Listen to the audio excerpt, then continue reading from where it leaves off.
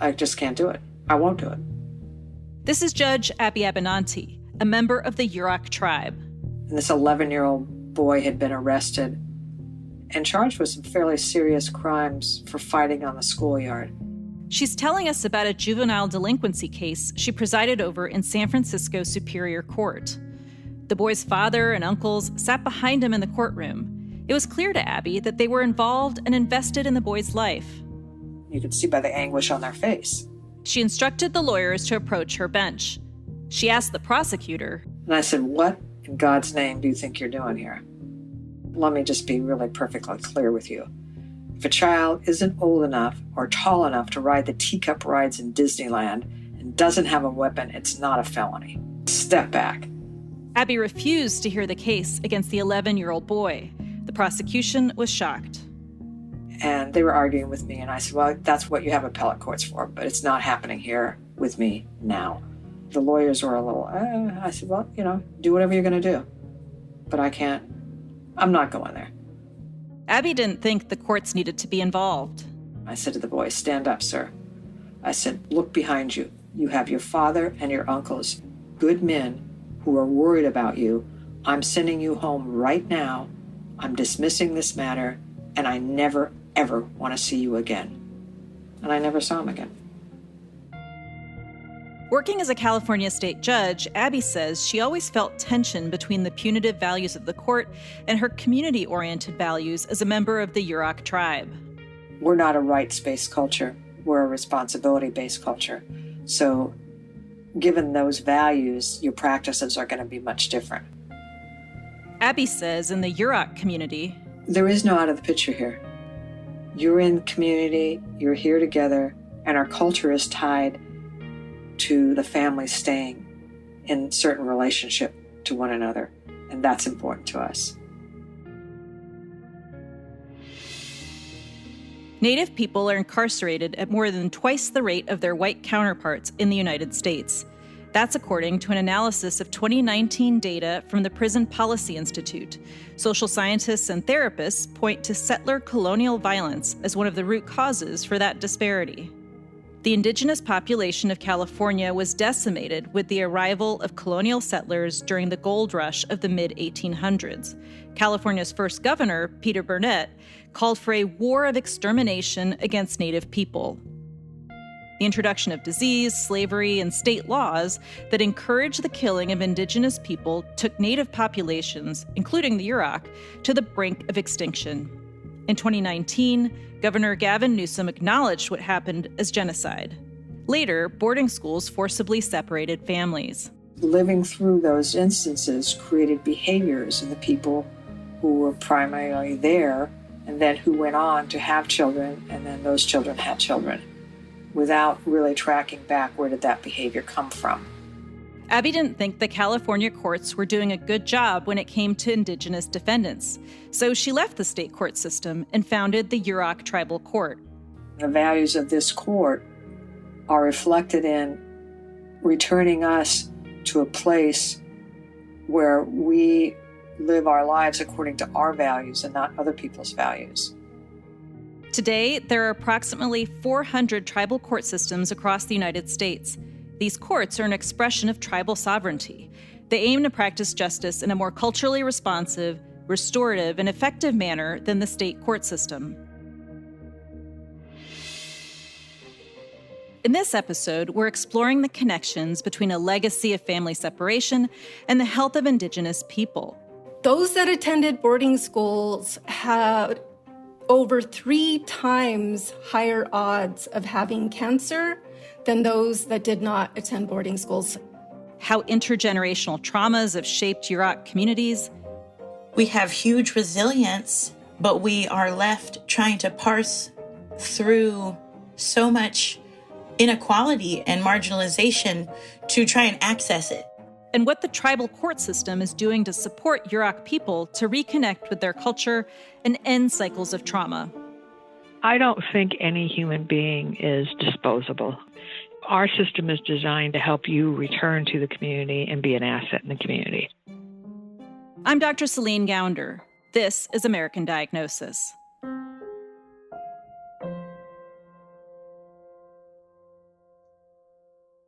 Born in 1947, Abinanti grew up on ancestral Yurok lands located near the Klamath River in Northern California. It was a difficult period of time. It was a time when people felt perfectly able to be as racist as they wanted to be. Throughout her life, Abby learned about the devastating impacts of colonialism on her community. We lived here for a very long time in a very peaceful sort of way, and then came the invasion. Abby says the arrival of settlers brought 3 major events. One was a series of massacres in our area. The second was the movement to indenture slaves, which involved kidnapping young children primarily. And the third was the boarding schools. The forced removal of children from their families and their placement in boarding schools was a significant part of the effort by settler colonialists to eradicate Native people and their cultures. Let's reform them through boarding schools. Let's assimilate them into the population so that they can become good citizens of the United States. This is Ursula Running Bear. She's an assistant professor of public health at the University of North Dakota. My name is Ursula Running Bear. I am Sicangu Lakota, which is also known as the Rosebud Sioux tribe. What I study is the impacts that boarding schools have had on our physical health as American Indians. Beginning in the mid to late 1800s, the U.S. government operated Indian boarding schools, forcibly removing Native children from their communities. In order to make parents send their children, they actually withheld food rations. There were some parents that did not do it and were arrested. Native children were subject to dangerous conditions in boarding schools. The children that attended had pretty harsh experiences: physical, sexual abuse, emotional abuse, forced assimilation, loss of identity, and exposure to harmful chemicals. Upon entering the schools, children's bodies would be doused in the insecticide DDT. Now, if we look at the research associated with DDT, we find that it is associated with breast cancer. It is associated with mortality. In addition to higher rates of cancers, Native people who were placed in boarding schools also experience higher rates of mental health disorders, higher rates of physical health conditions. We see lower life expectancies. Ursula says many boarding school survivors developed coping strategies that became harmful. They might start using drugs. They might start using alcohol. They may not be able to cope with some of their anxiety, their depression. They may have suicidal thoughts, suicidal ideation, suicidal completion. All of these things, I believe, are related to boarding school experiences. She says the impacts of boarding school are felt throughout communities as intergenerational trauma. They continue on. You experience them as an individual, your family experiences them, and then they are reflected in the community by the community's health outcomes. Today, Indigenous people on average experience higher rates of substance use than other ethnic groups in the United States. Native children are also 4 times as likely to be removed from their homes and placed in foster care as white children. In recent years, opioid dependency has increasingly been cited as a reason to remove Native children from their families. The cycle of family separation and trauma continues.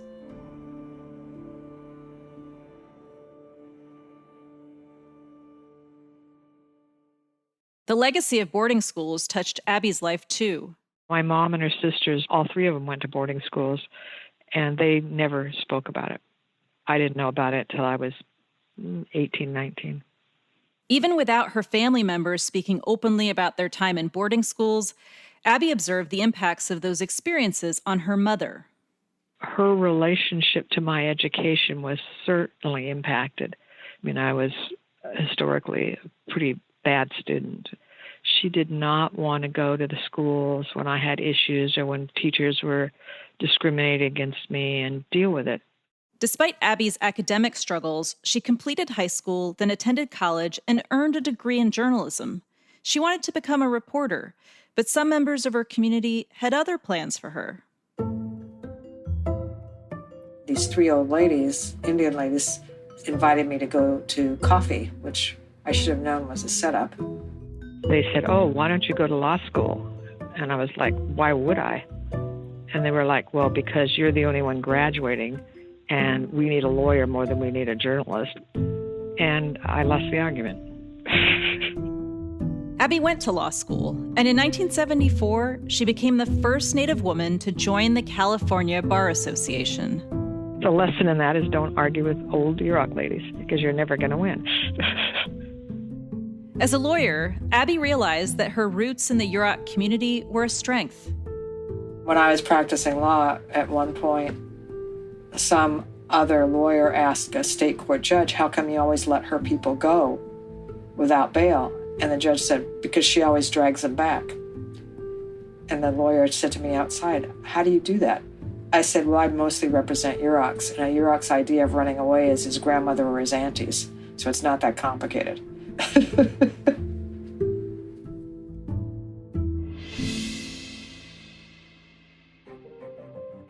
Abby eventually became a California state judge, but over the years, she grew disillusioned with the state courts. When she could, she pushed back, like when she dismissed the case of that 11-year-old boy facing felony charges. But ultimately, influencing individual cases didn't get to the root of the issue. Abby wanted a new system, a system rooted in Yurok culture that could meet the needs of her community. Abby returned to Klamath and in 1996 helped found the Yurok Tribal Court. It started small. I think we had 2 people in the court, me and the clerk. Abby had lofty goals. We can actually do a better job. You know, our approach, our helping the people, and their responsiveness to us is going to make them more successful. Abby saw the obstacles her community faced, but she also saw that they already had many of the necessary tools to address them. After the break, we'll hear about how Abby threw out the rule book and set to work building a uniquely Yurok justice system from the ground up.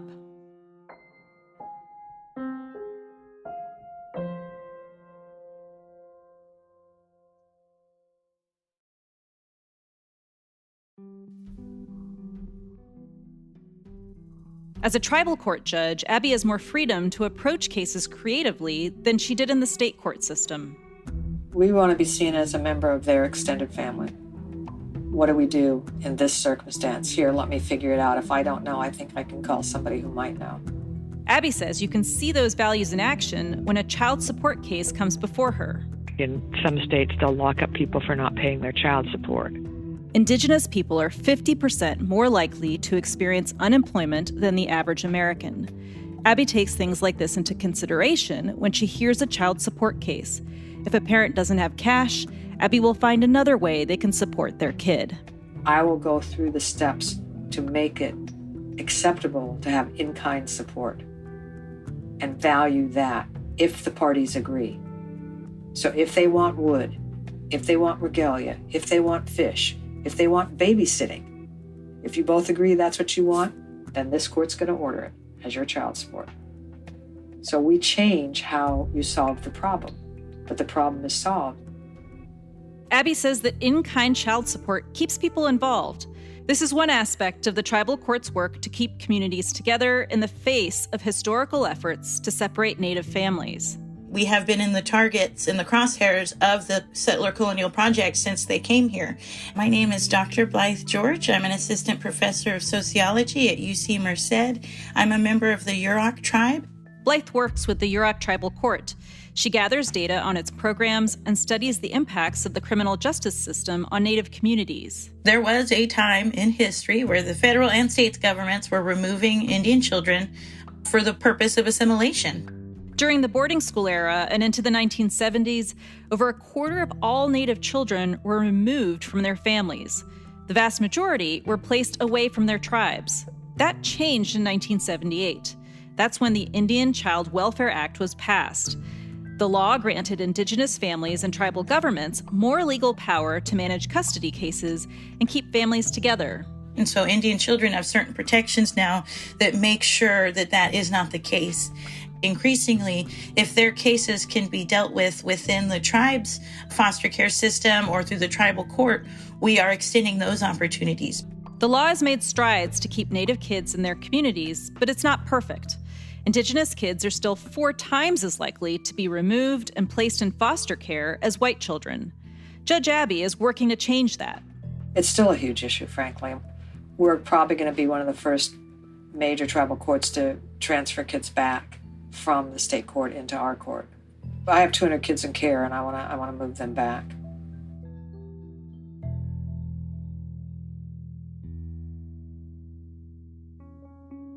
One of the driving issues is substance use. Blythe has seen the impact firsthand. You can throw a rock in any direction in my family tree, and you're more likely to find someone who struggled with some kind of substance use disorder. Yurok Tribal land overlaps with Humboldt County, where opioids are a problem. There are 3 times as many fatal drug overdoses there as in other California counties.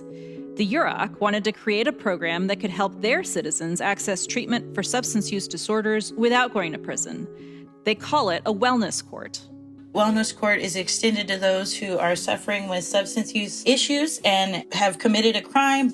And for our tribal people, we did see that real strong overlap between drug crimes, right alongside other crimes. So we know that the drug is a contributing factor.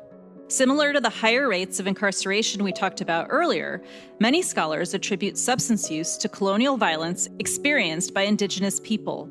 The Wellness Court aims to meet the community and cultural needs of these nonviolent offenders and break intergenerational cycles of trauma. How are we going to do this? What's going to work for you? What kind of support do you need? How are we going to make this better for you and for your kids and your family?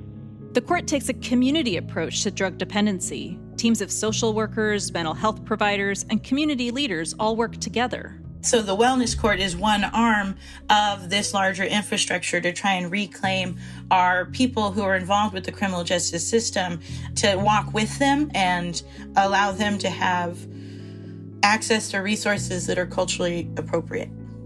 This includes everything from providing Suboxone to lessen withdrawal symptoms, to helping people find a job and retain custody of their children. The program is intensive. It requires a lot of resources. But Blythe says the effort is worth it. We only have so many Yuroks. The health of each and every person matters to the health and well-being of our tribe.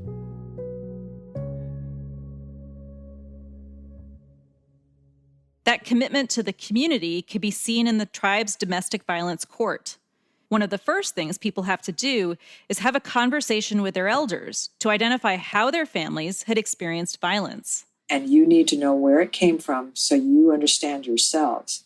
Because you need to say to yourselves, I'm going to be the last one. We're done now. We're done with that. Abby was happy with the results, but not everything was going smoothly.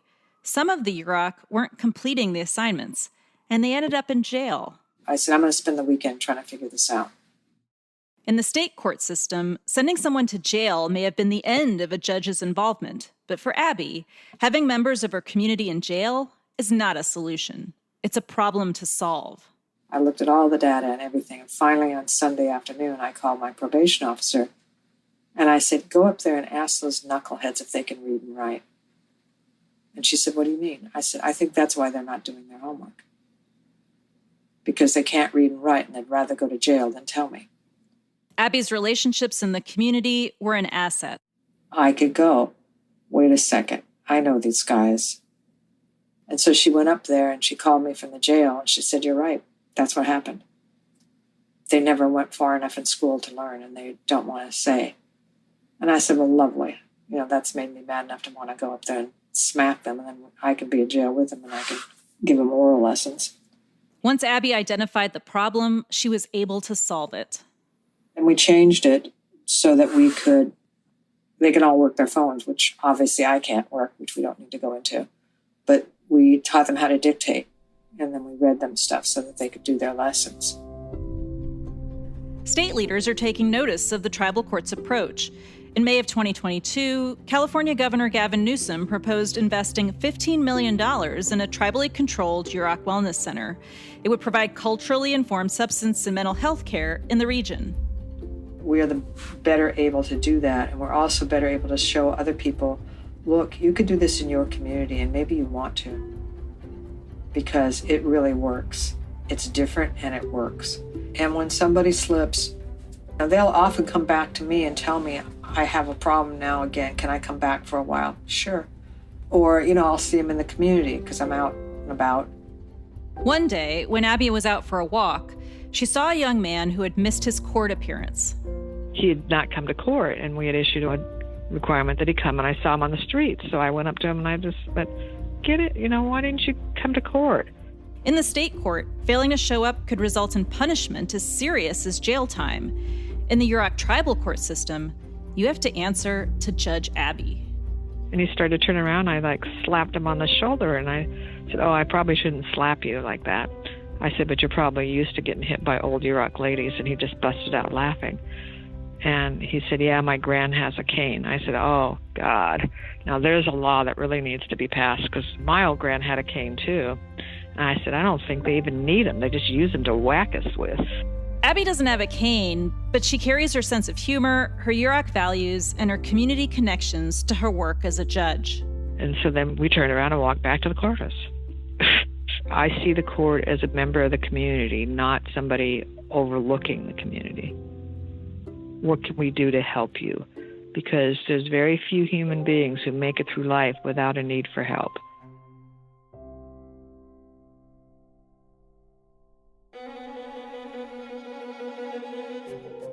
This season of American Diagnosis is a co-production of Kaiser Health News and Just Human Productions.